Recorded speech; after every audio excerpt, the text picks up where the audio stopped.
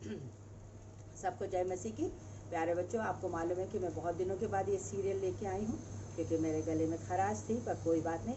हमने जो आगे का सीरियल देखा था, जहाँ पे हम नूह के बारे में पढ़ रहे थे, और हमने देखा कि जब बहुत पाप बढ़ गया तो परमेश्वर ने का मन बहुत दुखी हुआ, क्योंकि परमेश्वर ने मनुष्य जाति को अपने स्वरूप में बनाया था।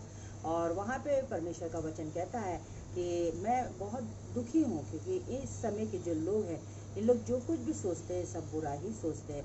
और परमेश्वर ने एक निर्णय लिया था कि मैं ये सारी पृथ्वी को नष्ट कर दूंगा, जो मनुष्य जाति है, क्योंकि ये पाप में बढ़ती ही जा रही है। और उस समय क्या हुआ था, एक धर्मी व्यक्ति था जिसका नाम नूह था, और परमेश्वर ने उसको चुना। और आगे के एपिसोड में हमने देखा था कि परमेश्वर ने जैसे जैसे नूह को कहा कि तुमको इस प्रकार का जहाज बनाना है, और इतना लंबा चौड़ा बनाना है, और इतना ऊंचा बनाना है, इतने उसमें खंड करना है, और जानवरों के लिए भोजन वस्तु को रखना है। तो जैसे जैसे परमेश्वर नूह को बताता गया, और नूह और उसके बेटे और बहुएं उस जहाज को बनाने में लग गए, और परमेश्वर की उस आज्ञा को उन्होंने मानते रहे। और जब नूह का जहाज बन के तैयार हो गया, तब परमेश्वर ने नूह से कहा कि मैं अब 40 दिन और 40 रात को पानी को मैं बरसाऊंगा, और तू अपने परिवार के साथ, अपने घराने के साथ उस जहाज में जा। और ये पूरा स्टोरी जो है वो उत्पत्ति उसके साथ में अध्याय में लिखा है, और उसका पहले पद में इस प्रकार लिखा है कि तब यहोवा ने नूह से कहा कि तू अपने सारे घराने समेत जहाज में जा, क्योंकि मैंने इस समय के लोगों में से केवल तुझको ही अपने दृष्टि में धर्मी ठहरा। यहाँ हम वचन में देखते हैं कि परमेश्वर की दृष्टि में केवल नूह ही एक धर्मी व्यक्ति था, और परमेश्वर ने कहा कि तू जहाज बना। और उस जहाज को बनाने के बाद वो क्या हुआ, अपने परिवार के साथ, दोनों तीनों बेटे और बहुएं और पत्नी के साथ उस परमेश्वर ने कहा कि तू जहाज में चला जा। और यहाँ पे 7वें पद में भी लिखा है कि नूह अपने पुत्रों और पत्नी और बहुओं समेत जल प्रलय से बचने के लिए चले गए। आगे हम देखते हैं जहाँ पे 11वें पद में इस प्रकार लिखा है कि जब नूह की अवस्था 600 वर्ष हुई और दूसरे महीने के 17वां दिन आया, उस दिन बड़े गहरे समुद्र के सब सोते फूट निकले, और आकाश के झरोखे खुल गए, और वर्षा 40 दिन और 40 रात निरंतर होती रही। यहाँ पे हम देखते हैं कि जो परमेश्वर का वचन कहता है कि परमेश्वर ने जब नूह को कह दिया, तो उसके बाद द्वार बंद हो गया जहाज का, और ये पूरी फैमिली, पूरे जानवर परमेश्वर के हुक्म के हिसाब से उस जहाज में जाके चले गए, और परमेश्वर ने उस द्वार को बंद किया। और उसके बाद कहते हैं कि 40 दिन और 40 रात वहाँ पे पानी गिरना शुरू किया। और इतना ही नहीं, क्योंकि हम देखते हैं कि ज़मीन के अंदर जब पानी नहीं रहता है, सूखा पड़ता है, तो हम देखते हैं कि हम लोग बोर कराते हैं ताकि हमको पानी मिल सके। तो वैसे ही परमेश्वर का वचन कहता है कि नीचे से जो पानी का सोता है वो भी फूट निकल गया, और आकाश के पूरे झरोखे जो है वो भी खुल गए, ताकि पानी, खूब पानी वहाँ पे गिरना शुरू हो जाए। और वहाँ पे लिखा 40 दिन और 40 रात लगातार पानी गिरता रहा। और यहाँ पे लिखा हुआ है कि 19वें पद में लिखा है कि जल पृथ्वी से अत्यंत बढ़ गया, और यहाँ तक कि सारी धरती पर जितने बड़े बड़े पहाड़ थे सब डूब गए। आपको मालूम है, अपन देखते भी हैं, जैसे हिमालय कहेंगे, और बड़े बड़े पहाड़ों को जब अपन सफ़र करते हैं तो पहाड़ों को देखते हैं तो बहुत ऊंचे ऊंचे दिखते हैं, बहुत बड़े बड़े दिखते हैं। और परमेश्वर का वचन कहता है कि जब पानी गिरने लगा चारों तरफ, 40 दिन और 40 रात पानी ही पानी था। जब कभी कभी अपन को बरसात में पानी गिरता तो अपन कहते बाप रे कितना पानी गिरा, है ना। तो वैसे ही परमेश्वर ने जब पानी गिराया तो इतना पानी था, तो वहाँ पे लिखा हुआ कि जो पहाड़ थे, जो ऊंचे पहाड़ थे, वो तक भी वहाँ पे डूब गए। और यहाँ पे हम देखते हैं कि जब वो डूब गए तो स्वाभाविक है, जब पहाड़ डूब सकते हैं तो जो वहाँ की आबादी थी, जो वहाँ के लोग थे, जो पापी थे, जो अभी तक डांस करने में, नाचने में और खाने पीने में लगे हुए थे, उनको कोई गम नहीं था। वो जब नूह जहाज बना रहा था ना, तो खूब हंसते थे कि ये तो पागल है, नूह का लकड़ी का जहाज बना रहा है, यहाँ तो पानी भी नहीं है। क्योंकि आपको मालूम है कि जब जहाज बनेगा तो उसको समुद्र चाहिए, क्योंकि बहुत बड़ा जहाज था तो उसको तो समुद्र चाहिए। तो लोग सोचते थे कि ये तो पागल आदमी है, जहाज बना रहा। परंतु परमेश्वर की वो हुक्म को नूह मानता गया और बनाता गया, और लोग उसके मजाक उड़ाते रहे और पार्टी करते रहे, खाते पीते रहे, सब कुछ करते रहे। और जब पानी गिरना शुरू हुआ द्वार बन के, तो उनको सिर कहीं छिपने के लिए जगह नहीं थी, कोई नहीं, और कोई बचाने वाला भी नहीं था। और कहते हैं कि इस प्रकार जब पानी गिरने लगा तो वहाँ के जो लोग थे वो क्या हुए, पानी में डूब के मर गए। और यहाँ पे हम देखते हैं कि जो जानवर थे वहाँ पे सुरक्षित थे, उनको भोजन वस्तु मिलती है, और इस प्रकार दुनिया का अंत हो गया। वहाँ पे सारे लोग क्या हो गए, लोग मर गए, बस सिर्फ धर्मी यदि था, और जो नूह था केवल वो और उसका घराना बचा। और हम देखते हैं कि परमेश्वर ने अब जब 40 दिन हो गए और 40 रात हो गया तो पानी का गिरना सब कुछ बंद हो गया। जो सोते थे वो बंद हो गए, आकाश के झरोखे थे वो बंद हो गए, पानी गिरना बंद हो गया। 40 दिन के बाद सारी बातों को थम गए। और फिर हम देखते हैं कि कुछ दिन के बाद नूह को लगा कि पानी बंद हो गया है और कितना पानी हमारी इस धरती पे बचा है और कितने दिन हमें जहाज में रहना है। तो उसने इस परखने के लिए फिर सोचा कि क्यों ना मैं एक कुछ उसको परखूं कि कितना पानी होगा। और कहते हैं कि नूह ने अपने जहाज में से कौवे को उस जहाज से निकाला और उड़ा दिया। और वहाँ पे हम देखते हैं कि जब जहाज से कौवा को उड़ाया तो आपको मालूम है कि कौवा क्या करता है, मीट और ये सब चीज़ें खाता है। तो उसको खाने के लिए पर्याप्त था, क्योंकि बहुत सारी चीज़ जानवर और आपके जो इंसान थे जो मरे थे उनकी लाश पानी में ऐसे तैर रही थी। और वहाँ पे लिखा हुआ है कि वो कौवा गया और फिर लौट के नहीं आया, वो वहाँ पे मांस खाने लगा। और एक हफ्ते के बाद हम देखते हैं कि नूह ने फिर कबूतरी को भेजा, कबूतर नहीं कबूतरी लिखा हुआ उसमें, कबूतरी को भेजा कि जाके वो देख के आए। और वो जब गई वहाँ पे तो उसको बैठने के लिए जगह ही नहीं थी।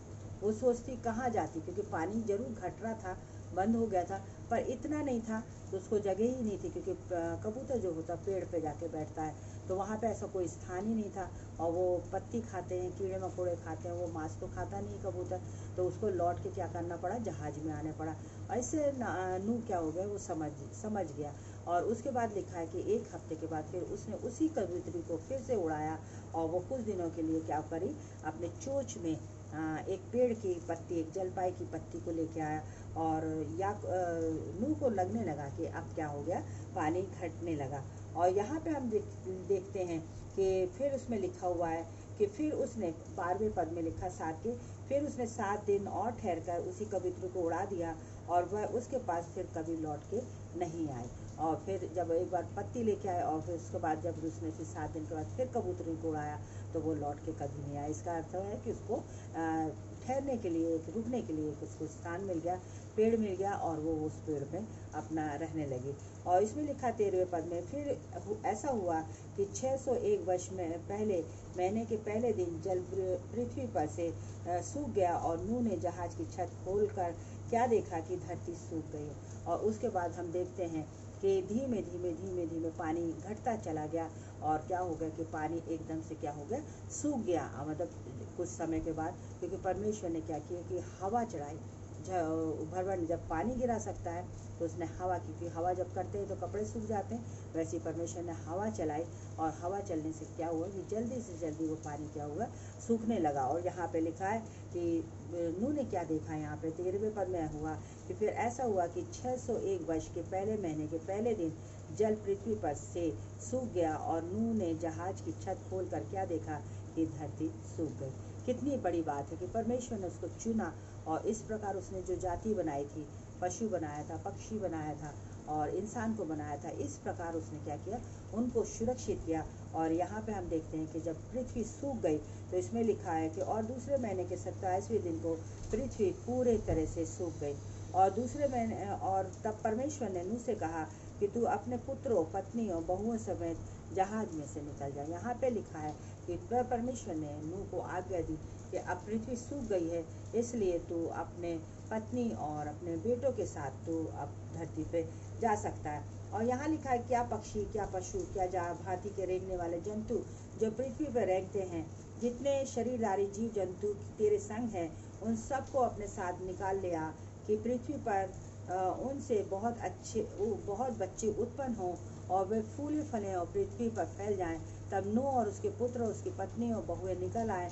और यहाँ पे हम देखते हैं कि परमेश्वर ने नूह को आशीष दी। उन्होंने कहा अब सूख गया है तो अपने बच्चों के साथ, अपने पत्नी के साथ तू बाहर आ और तू आशीषित हो। और वो नूह को ही केवल नहीं परंतु हर जानवर को उसने आशीष दी कि हर कोई फूले और फले और क्या होगा, पृथ्वी में भर जाए। यहाँ पे हम देखते हैं कि नूह के जो जीवन है, यहाँ पे नूह ने जो काम किया परमेश्वर के अनुसार, तो क्या हुआ, अपनी आज्ञाओं को और उसके वफादारी में रहकर, अच्छाई में रहकर, परमेश्वर के साथ ईमानदारी रह के उसका पूरा परिवार बचाया गया। हमें भी आज क्या है, परमेश्वर की उन आज्ञाओं को मानना, बाइबल के अनुसार पढ़ना है, अच्छे बच्चे बनना है और उसके अनुसार जब हम चलते हैं परमेश्वर के आज्ञा के अनुसार क्या हुआ, नूह भी चला। और क्या हुआ, उस नूह के कारण उसका पूरा परिवार बचा गया। हम छोटे जरूर हैं, हम बच्चे जरूर हैं, पर हम अपने परिवार के लिए एक अच्छे बच्चे बन सकते हैं। हम अपने परिवार के लिए एक अच्छी आशीषित बच्चे बन सकते हैं। और यहाँ पे लिखा है कि जिस प्रकार नूह के द्वारा उसके पूरा परिवार बचाया गया, और यहाँ पे लिखा है कि परमेश्वर ने उनको क्या की, आशीषें दी, और उसके साथ जानवरों को भी आशीष दिया। और यहाँ आगे यदि हम देखें कि परमेश्वर ने इतना ही नहीं, नूह ने फिर क्या किया, परमेश्वर को इन सब बातों के लिए क्या धन्यवाद दिया। यहाँ लिखा हुआ है कि 20वें पद में, तब नूह ने यहोवा के लिए एक वेदी बनाई और सब शुद्ध पशुओं और सब अशुद्ध पक्षियों सब शुद्ध पशुओं और सब शुद्ध पक्षियों में से कुछ कुछ को लेकर वेदी पर होम बलि चढ़ाया। इस पर यहोवा ने सुखदायक सुगंध पाकर सोचा कि मनुष्य के कारण मैं फिर कभी भूमि को शाप न दूंगा। यद्यपि मनुष्य के मन में बचपन से ही कुछ उत्पन्न होता है तो बुरा ही होता है, तो भी जैसे मैंने सब जीवों को अब मारा है वैसा उनको फिर कभी न मारूंगा। और अब से जब तक पृथ्वी बनी रहेगी तब तक बोने और काटने के समय ठंड और पतन, धूप काल और शीतकाल और दिन और रात निरंतर होते चले जाएंगे। और यहाँ पे लिखा हुआ है कि जब नूह वहाँ लिखा तो उसने अपने परिवार के साथ क्या किया, वहाँ पे एक वेदी बनाई और परमेश्वर को धन्यवाद दिया। और परमेश्वर ने जब उस धन्यवाद को ग्रहण किया और खुश हुआ तो कहता है कि मैंने, क्योंकि ये मनुष्य है और इसके मन में जो भी उत्पन्न होता बुरा ही होता है, परंतु फिर भी मैं एक वायदा देता हूँ, एक वचन देता हूँ कि आज के बाद से मैं ऐसा पतन किसी का नहीं करूँगा। वैसे ही दिन चलेगा, वैसे ही रात चलेंगे, हर मौसम आएंगे और जाएंगे, पर मैं मनुष्य का पतन इसके बाद कभी नहीं करेंगे।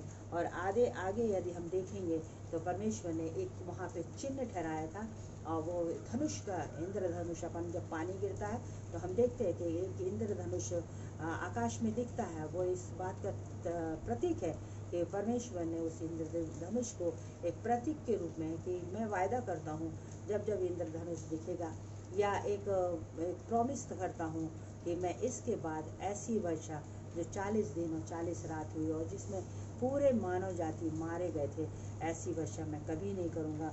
और परमेश्वर ने वहाँ पे क्या किया, एक इंद्रधनुष को दिखाया, एक चिन्ह को बताया। तो हमारे जीवन में भी वही सारी चीज़ें होना चाहिए बेटा, कि हम प्रभु की आज्ञाओं के अनुसार चलें, पाप ना करें, जो वचन हमें कहता है हम वचन के अनुसार चलें। और जैसे नूह ने किया था, और हम अपने माँ बाप के लिए एक आशीष का कारण ठहरे। और यहाँ पे जैसे लिखा है कि नूह ने जब वेदी बनाई और धन्यवाद दिया तो परमेश्वर खुश हुआ। हमें भी हर बात में परमेश्वर का धन्यवाद देना है, ताकि हमारे धन्यवाद करने से परमेश्वर हमसे हमेशा खुश रहे और हमको आशीष दे। गॉड ब्लेस यू, और आप सबों को परमेश्वर बहुत आशीष दे। और ये नूह की हमने कहानी देखी थी, और एक जल प्रलय जो परमेश्वर ने किया है, ये बहुत एक शिक्षाप्रद कहानी है जिससे हम बहुत सारी चीज़ों को सीख सकते हैं। तो परमेश्वर आप सबको खूब आशीष दे, खूब अच्छे रहो। God bless you.